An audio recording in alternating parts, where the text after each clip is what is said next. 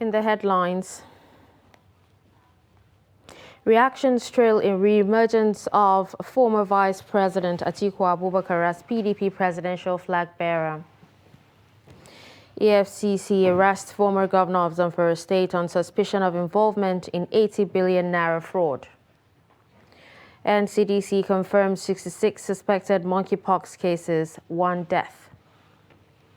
And on the foreign scene, Nepal recovers 14 bodies from site of plane crash. Hello and welcome to Trust News Update. I'm Darshan Hussaina Usman.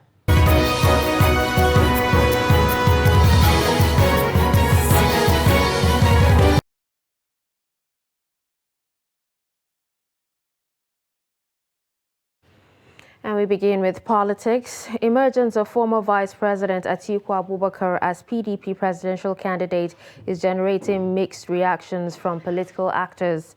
Atiku beats 12 other contenders to emerge winner of the contest, where he polled 371 votes against that of Rivers State Governor Nyesom Wike, who scored 237 votes.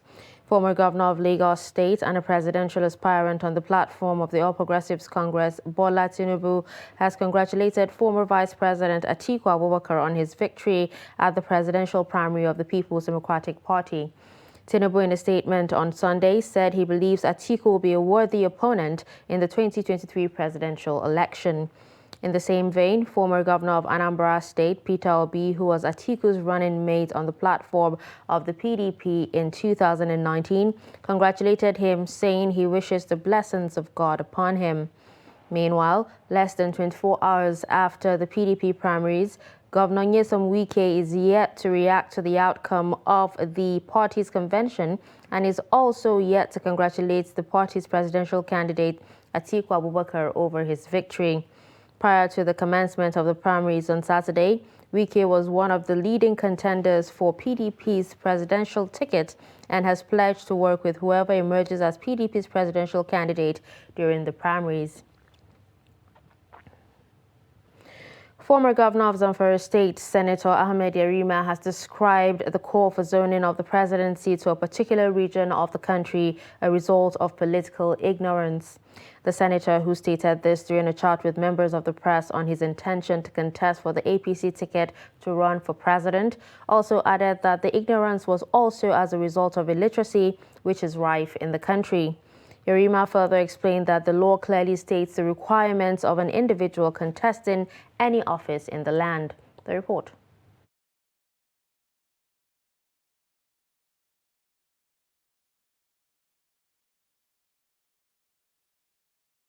Ignorance is somewhat different from illiteracy, because you can find some people who are educated as ignorant because either they don't know themselves or they don't know their society. I think to just give you one example of ignorance that we are facing today, this issue of zoning, I know you'll ask a question about it. There are sections in the Constitution that shows the qualification required for anyone to aspire for any office, from a chairman of local government to state assembly, to governorship, to senators, national assembly members, to the president office of the president. You just have to be a Nigerian, and you have the basic qualification and the age required to contest for any office in this country. So I believe that it's ignorance, political ignorance, that people are all mischief makers. Because if you say, you start talking of zoning, zone to my zone, zone to northeast, zone to southeast, tomorrow people will start talking of zoning to local governments. Two political gladiators in Gombe State, Governor Inuwa Yahaya and Senator Danjuma Goje, have settled their political dispute, which created division among members of the All Progressives Congress in the state. Senator Goje, who won APC ticket for the Gombe Central Senatorial District, said the reconciliation has come to stay. Ibrahim Ismail reports.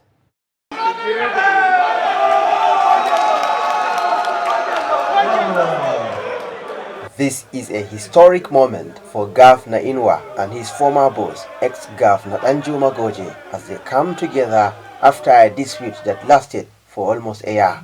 The political tension triggered resignation of Goje's daughter, who was appointed by Governor Yahya as Environment Commissioner, but Senator Goje said they have now reconciled. I also wish to particularly thank the leadership of our great party, the national leadership of our great party, the APC, under His Excellency, distinguished Senator Abdullahi Adamu Durakin Kefi. Governor Yahya said he is very excited to reconnect with his former boss. Ranar farin ciki, wannan tana ɗaya daga cikin ranakun da na fi farin ciki tun da Allah ya ɗora ni akan karagar mulki a jihar. This is the most exciting day for me as the governor. In the past 3 days, no one think we will be together. Hypocrites have been fueling the crisis, but we thank Allah for making it possible to reconcile. For this reconciliation between Governor Yahya and Senator Goje, there were insinuations that Goje may defect to the People's Democratic Party (PDP), a report that he repeatedly denied.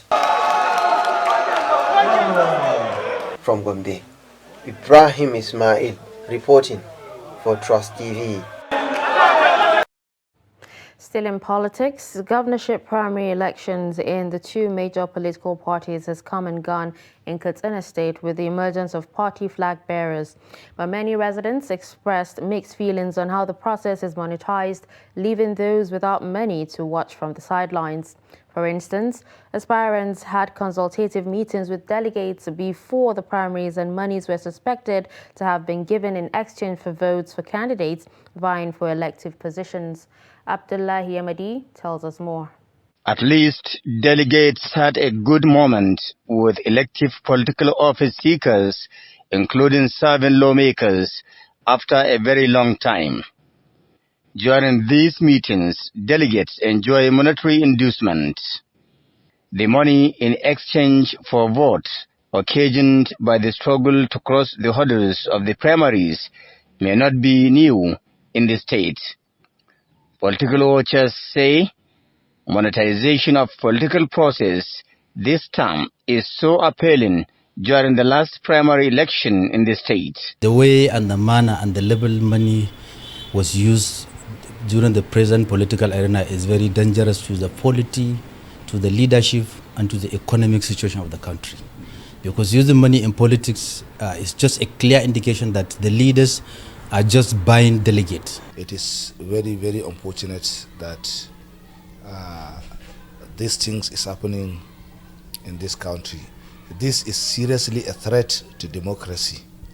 This is seriously a threat to the emergence of a good leadership in both parties.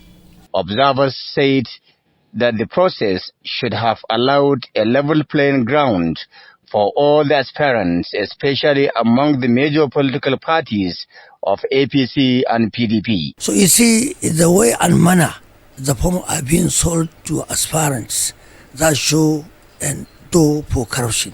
Because if you win the election, the first thing you will do is to look for your money. But beyond the issue of delegates, are the electorates happy with the process? The politicians that uses money to achieve their aims. And this is it. And this is the problem that we are in Nigeria.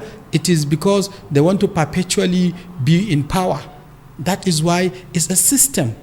So far, APC have Dr. Dikko Umar Radda, the immediate past Director General, Small Medium Enterprises Development Agency's maiden, as its governorship candidate, while Senator Yakubu Lado Damarki emerged as the PDP governorship candidate. The two other political parties, NNPP and PRP, are yet to conduct primary election to produce candidates for the election. The electorate this time around want issues-based campaign instead of smear campaign to convince people to vote candidates of their choice. Abdullahi Ismail Ahmadi, Trust Television News, Katsina. On May 29, 2015, President Muhammadu Buhari was sworn in to govern the country, which was regarded then as the largest economy in Africa. He was elected by Nigerians based on his promises to fix the economy, fight corruption, and secure the nation. Years down the line, Kehinde Amodu looks at how well he has kept these promises. The report. I, Muhammadu Buhari. President Buhari's most notable quote when he took the oath of office on May 29, 2015, was that he was for everybody and for nobody. It was supposed to portray the new president as an impartial person who would treat all Nigerians equally. Has he kept his word to be impartial? In so many areas and so many spheres, appointments into positions of responsibility, positions of authority, and so forth and so on, are carried out without the federal character, adherence to federal character principle. However, one thing Nigerians agree on, despite the statistics churned out by government, is that the economy has nosedived, as indicated by constantly spiraling inflation and ever-rising cost of living. The exchange rate is getting worse every day. The dollar is now 607 to 608, from what he inherited as 198 to $1, and so it becomes very frightening as to where our economy is heading to. It has also been hard to keep the promise to secure the nation. The heat had become unbearable for them in the Northeast. Terrorism had declined, acknowledged internationally by more than 90%. So it's not surprising that a few had splintered and had found their way into safer areas of the country. The thing to say is that the military, the defense establishment in the country is getting weapons. They have re-strategized, and they have repositioned the troops and leaderships in some of these areas, and we're hoping that the results will begin to show in the coming days and weeks. Apart from rhetorics, apart from some empty promises, meeting of service chiefs, who's the president's salutary moves and so on and so forth, we have not seen something decisive towards tackling this problem. So as far as I'm concerned, it is the will, the political will, that is simply not there. But perhaps most vilified is the administration's fight against corruption, which sometimes looks lackluster and fraught with inconsistencies. And what is the logic behind pardoning ex-governors who had been tried and found guilty of corruption? Government is supposed to fight against corruption, and then it is now setting those people who are high-profile personalities that have been convicted for corruption and is setting them free.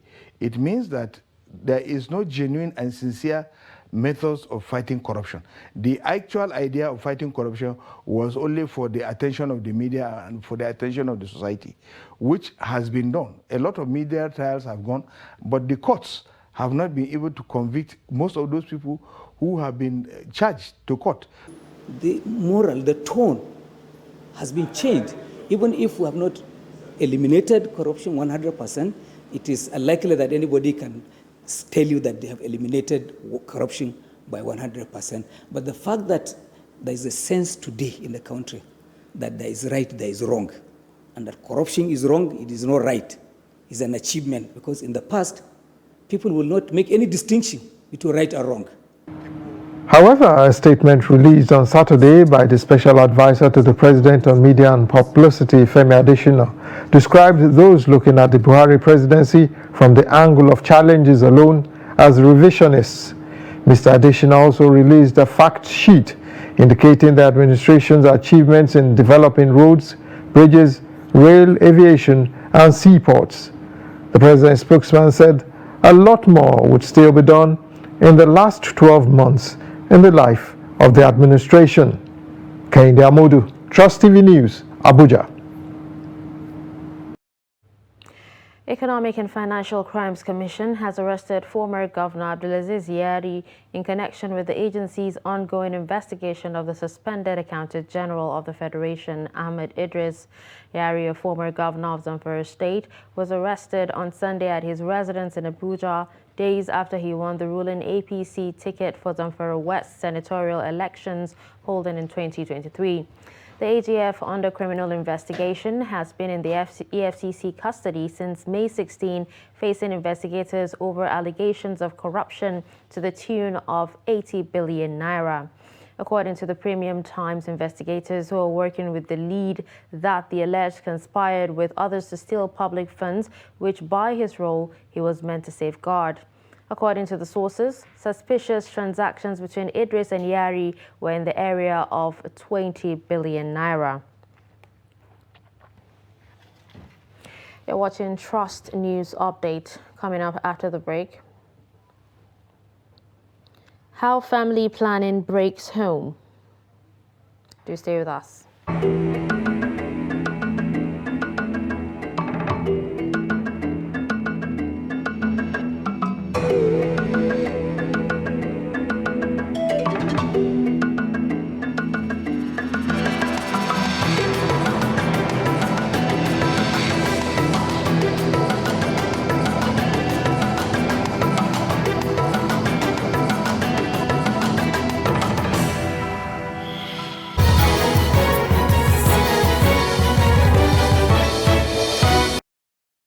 Welcome back and thanks for staying with us. Let's take a look at some of our major stories. We told you that reactions trail emergence of former Vice President Atiku Abubakar as PDP presidential candidate. We also heard that EFCC has arrested former governor of Zamfara State on suspicion of involvement in 80 billion naira fraud. Moving to health, Nigeria Center for Disease Control on Sunday said 66 suspected cases of monkeypox had been reported in the country between January 1 and May 29. According to the agency, 21 of the suspected cases were confirmed in 9 states, while 1 death was recorded in a 40-year-old man with renal comorbidity and on immune suppressive drugs. The NCDC said it has activated the National Multisectoral Emergency Operations Center at Level 2 to continue to coordinate ongoing response activities. National Agency for Food and Drug Administration and Control has approved 2 herbal drugs for COVID-19 clinical trials. NAFDAC Director General Professor Mojisola Adeyeye, in a statement Sunday, said 3 herbal formulations were approved for clinical trial studies during the COVID-19 pandemic. She said while 2 studies had commenced, including the IHP Detox Tea, the 3rd clinical trial study is yet to start. Meanwhile, Adeyeye denounced the claims of efficacy of IHP Detox Tea for the cure of COVID-19 patients, purportedly made by the Chief Executive Officer of a Biosources Development and Conservation Program, Professor Maurice Iwu, in a national daily. She said it is worrisome that such unguided statements is made without the stated fact that no product can be approved by NAFDAC without satisfactory clinical evidence. Couples in northern Nigeria often have disagreements over family planning or child spacing due to religious or cultural factors. Trust TV brings to the fore the story of a 29-year-old housewife who boycotted her matrimonial home after her husband suggests family planning for the family. Ibrahim Ismail reports. Shamsiya Yunusa is 29, married to Aminu Salisu. They had 8 children, but 3 died. Aminu wants his wife to adopt family planning for the sake of her health and that of the children, but she declined. Shamsiya used to give birth every year and her husband is worried. I advised her. She even said that she didn't agree. I even go to her parents. She didn't accept it. I follow our traditional leaders how to advise her. She didn't accept it. That is where I started getting the problem with her. She even go back her whole house. She said that I didn't want her to born children, and I want maybe I will go and add another woman to get another children, but her I will leave her at home without getting children. That is how it's said. I try my possible best to tell her, because I convince her a woman without education is just like a house without foundation.